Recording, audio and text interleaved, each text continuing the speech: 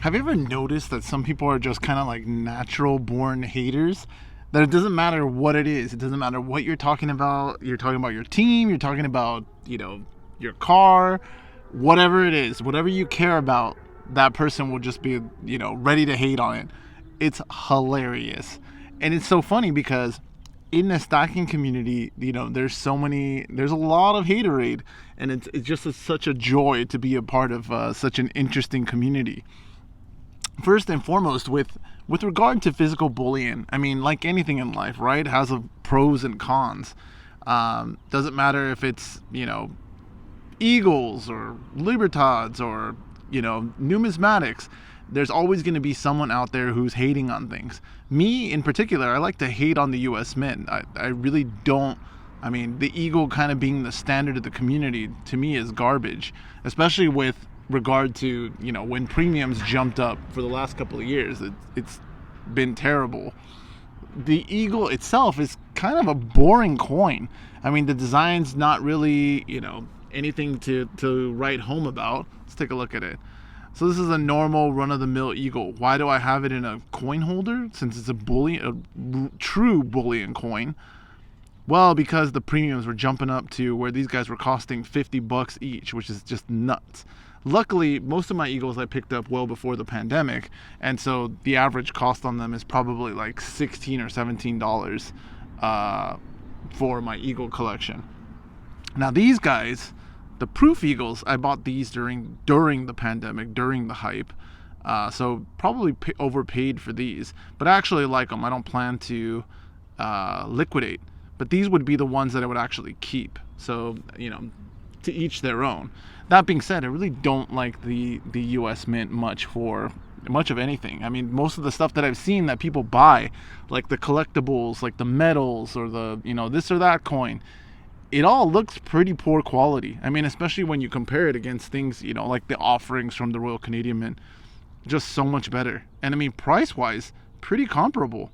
I mean, why would I pay more for something that's pretty much generic, run-of-the-mill bullion, when I could have something that actually has some character to it, from the Royal Canadian Mint? I don't see it, especially when the purity is better on the maples than the Eagles. It's kind of a win-win-win. I mean, to me, this is a nicer coin, and this is just a run-of-the-mill maple. It's got the privy on it, but it's a maple versus the Eagle. Now, the Mexican Mint, nice looking stuff. A little more detail, a little more character. Actually, a lot more character. Let's be clear. Let's give some credit here. I know T would be very upset if we didn't give the Mexican Mint its due. Which, until T started hyping it, I mean, I had always known the Mexican Mint, but I will give T's channel some credit here.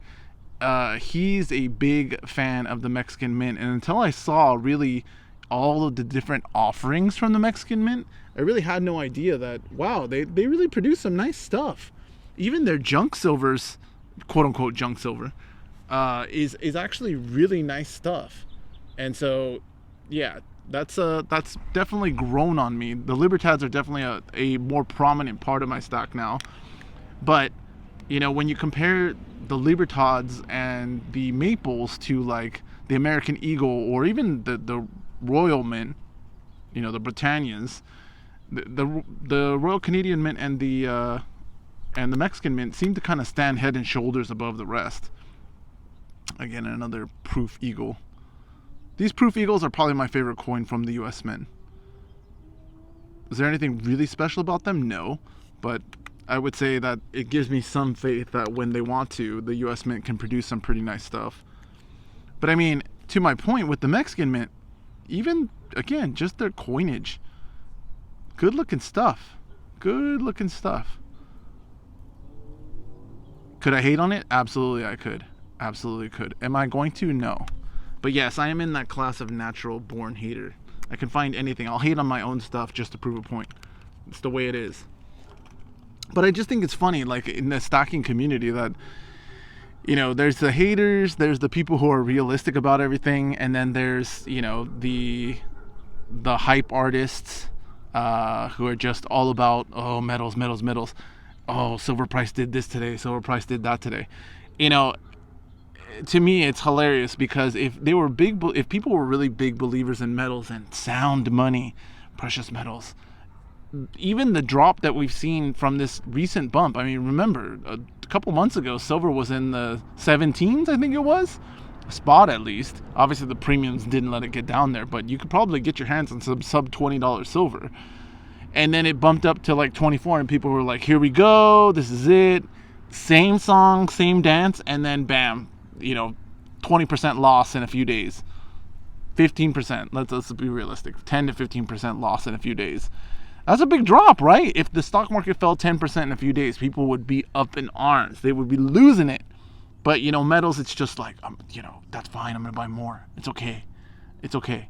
It's crazy. It's crazy because people, it's all context, right? It's all how you look at it. If your house fell overnight 10% in value, you'd probably flip out. Now, would it really change anything? No, because it's your house, right? You live in it. So you get the same use out of it, whether it's worth $1 or whether it's worth $1 million. Unless you're moving or selling, it doesn't matter. That's kind of the attitude you need to have with your stack. What does it matter what the price of silver is? The only part that matters about is if you're buying or selling. And most stackers don't do any selling. Let's be realistic. They, again, I said it time and time again. The only time that stackers sell is when something out of left field comes up and they spent their last $100 on, the Salivate metal round.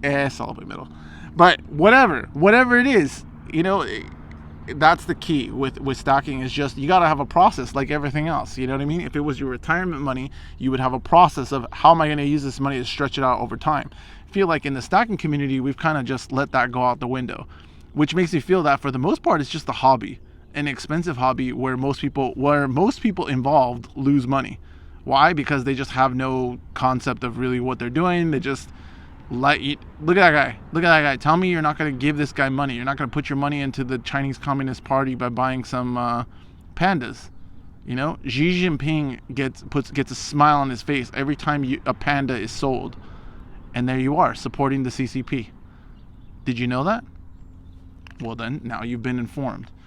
Anyway, it's just funny. You know what I mean? You can always find something, and I love just ranting about it because it makes the world go round. But is there value out there? Absolutely. You find it for yourself. It doesn't matter whether it's something from Perth, whether it's something from the Royal Mint or the American Silver Eagle, if that's what floats your boat. But having some is better than having none. And again, don't rule anything out. Paper, silver, or this or that. Even crypto. Don't rule anything out. You're only limiting yourself. You're not hurting anybody else.